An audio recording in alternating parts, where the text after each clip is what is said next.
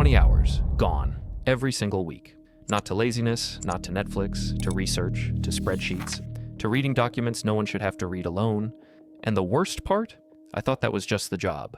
I didn't realize how much time I was bleeding until someone in the comments asked me something that stopped me mid-scroll. They wrote, "Which AI tools actually save time? Not hype. Real tools, real hours." That sat with me. Hard. Because I'd tried the hype.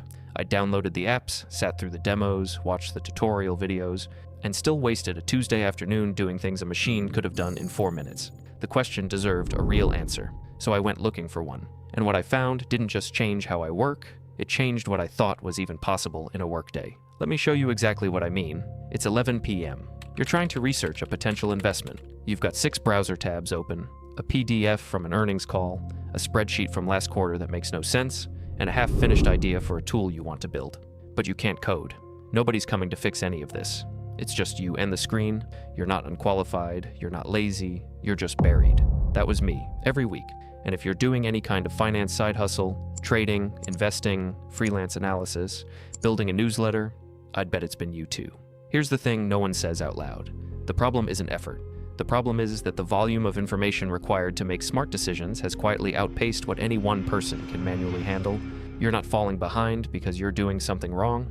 You're falling behind because the game changed and nobody updated the rulebook. That's not a motivation problem. That's a systems problem. And systems problems have system solutions. Let's start with the one that costs the most time and carries the most risk. Documents, not one document, 50, 100. Quarterly reports, 10Ks. Analyst briefings, legal filings, each one anywhere from 40 to 200 pages long. And buried somewhere in there, maybe on page 94, maybe tucked into footnote 7, is the detail that actually changes your position. Most people skim, they miss it. Some people read everything. They burn out by Wednesday. Neither is a solution. Both are just different ways of losing. Hebbia is different. Hebbia doesn't search documents. It reads them the way a senior analyst would, if that analyst could process 100 files simultaneously without getting tired or missing things. You upload your files, you ask a question, it moves through every page, cross-references across documents, and surfaces what's relevant. With citations, you can verify yourself. Here's what that looks like in practice. You're evaluating a company. Instead of 4 hours in the filings, you ask, what are the key risks flagged across these 3 documents? In under a minute, you have a structured answer with sources. That's not a time saver. That's an edge. A real one.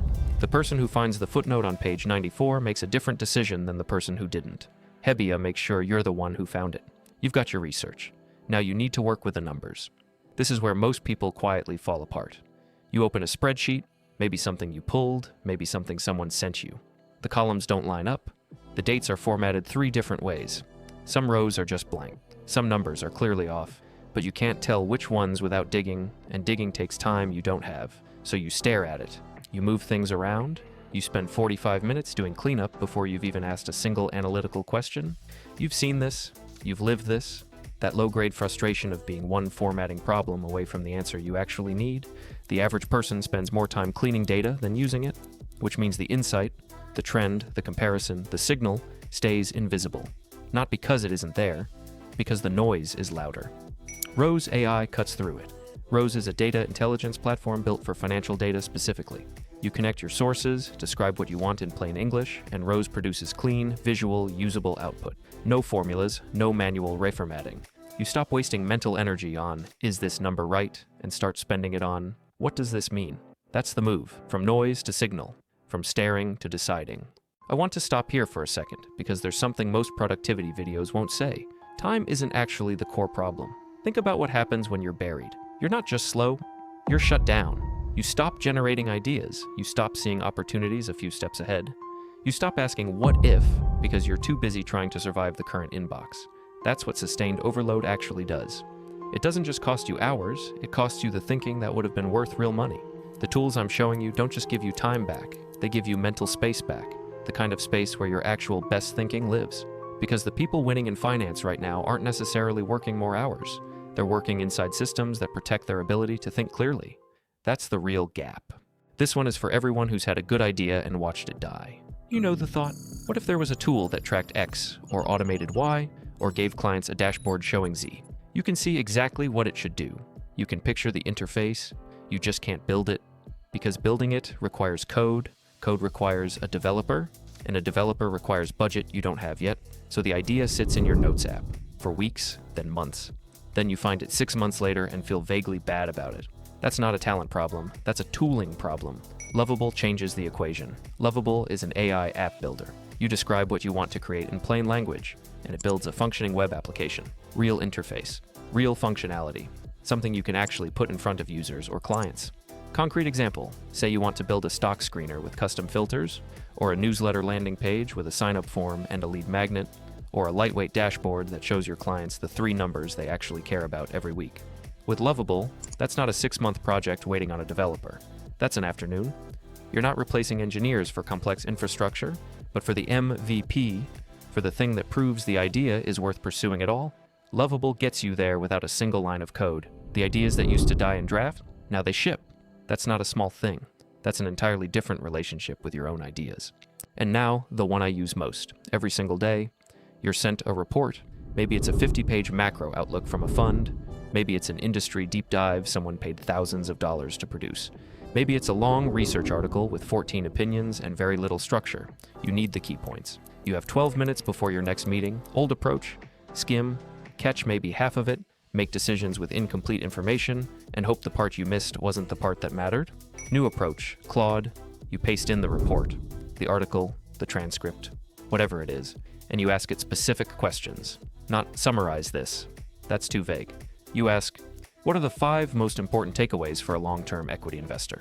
Or, what assumptions does this author make that could be wrong? Here's what Claude does that's different. It doesn't just compress the text, it interrogates it. It flags internal contradictions. It separates what's directly stated from what's only implied. That used to require a smart colleague with 3 hours and a highlighter. Now it takes 4 minutes. And here's the thing about nuance. Claude doesn't flatten it. A 50-page report doesn't become a 3-sentence summary that loses everything interesting. It becomes 5 precise insights that keep the texture of the original analysis. Just navigable. 50 pages, 5 insights. Minutes. That's not a shortcut. That's leverage. Here's the reframe I want to make before we close out. Because I think it's the most important thing in this video. These tools aren't replacing your judgment, they're protecting it. Every hour you spend reformatting a broken spreadsheet is an hour your analytical brain is offline. Every document you skim, because there's no other option, is a risk you're accepting without knowing the full picture. Every idea that dies in a Notes app because you couldn't build it is a product that never found out if it was worth anything. The cost isn't just time, it's accumulated invisible cognitive drain. And you rarely notice it until it's already happened. The people using these tools aren't cutting corners, they're removing the wrong kind of friction, the meaningless kind. So that when real judgment is required, when the decision actually matters, there's still something left in the tank.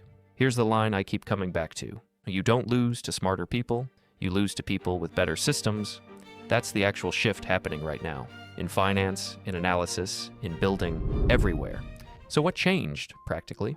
20 hours a week used to go to reading documents I only half understood, cleaning data I didn't fully trust, abandoning ideas I couldn't build, sitting in report purgatory, skimming and hoping. Now, those hours go to making decisions with the complete picture, analyzing clean data I actually believe, shipping ideas that used to die in drafts, thinking ahead instead of just catching up. But I want to be precise about what actually shifted, because it's not what most people expect. It's not confidence from doing more.